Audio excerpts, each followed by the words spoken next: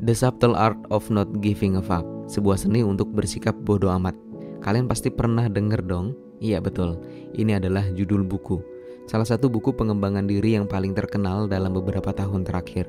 Buku ini masuk New York Best Time Selling Book. Sangat fenomenal. Tapi apakah buku ini sebagus itu? Ada setidaknya 7 pelajaran yang saya peroleh dari buku ini dan akan saya share di video ini. Secara keseluruhan buku ini bisa membantu saya untuk memperoleh kejelasan yang lebih baik tentang proses berpikir dan juga tentang prioritas diri.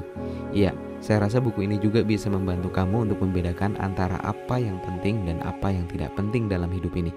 Meskipun ini bukan buku terbaik dalam genre ini yang pernah saya baca, tapi buku ini memberikan beberapa poin pembelajaran yang cukup penting loh. Apa saja itu? Mari kita simak selengkapnya.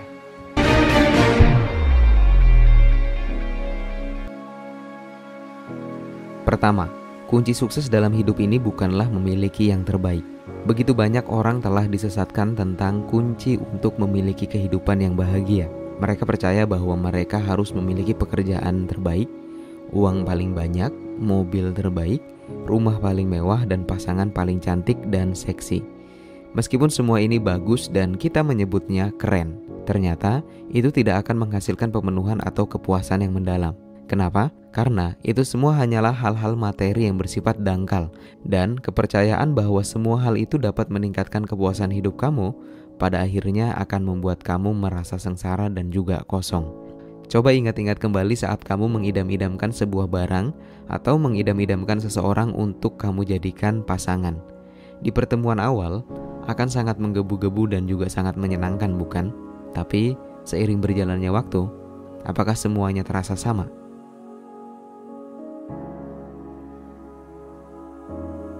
2. Membandingkan diri adalah membuang-buang waktu. Kita mungkin saat ini memiliki banyak cara untuk membandingkan diri kita dengan orang lain. Ya, berkat internet dan juga media sosial.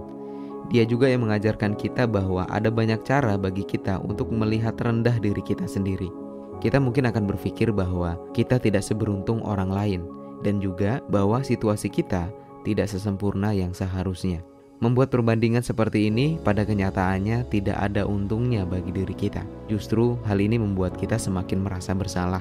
Sifat iri dengki pun perlahan tapi pasti akan muncul ke permukaan. Pada saat itulah hidup kita akan semakin hancur. 3. Ingin menjadi lebih baik tidak membuat kita menjadi lebih baik. Kita semua memang berharap lebih baik. Kita ingin memperoleh pekerjaan yang lebih baik, menghasilkan lebih banyak uang, tinggal di rumah yang lebih baik, mengendarai mobil yang lebih baik, memiliki hubungan yang lebih baik, dan memiliki tubuh yang lebih baik. Namun, mencari yang lebih baik ternyata adalah sebuah paradoks. Kenapa? Karena hal ini bisa membuat kita menjadi kurang memperhatikan apa yang sudah kita miliki saat ini dan lebih memperhatikan apa yang belum kita miliki.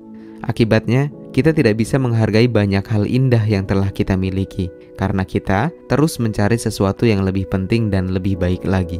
Padahal, pada kenyataannya, apa yang sudah kita miliki sudah lebih dari cukup jika kita bisa mensyukurinya. 4. Menerima pengalaman pribadi ternyata sangat penting.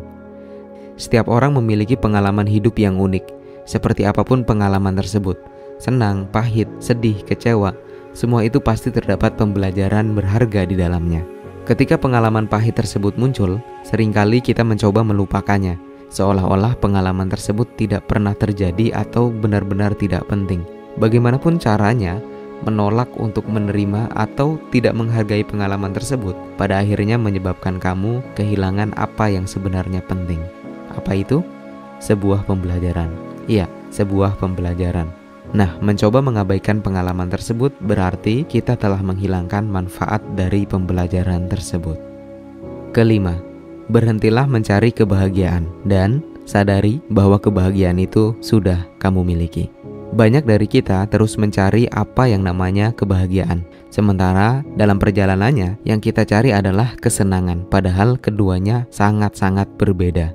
Seringkali kita tidak pernah bahagia dengan apa yang kita miliki. Karena fokus kita adalah kebahagiaan tersebut selalu ada di depan kita semua. Sehingga mau tidak mau kita harus meraihnya dengan terus melangkah dan dengan berbagai macam cara. Padahal Jika kita berhenti mencarinya, kita akan menyadari bahwa ternyata kita sudah memiliki kebahagiaan tersebut. Yang perlu kita lakukan adalah menerimanya. Keenam, pengalaman negatif itu bisa sangat bermanfaat. Segala sesuatu dalam hidup mengajarkan kita pelajaran penting, termasuk kesalahan dan juga pengalaman buruk kita. Kita belajar banyak tentang diri kita sendiri, apa yang penting bagi kita, dan kemana kita harus menuju.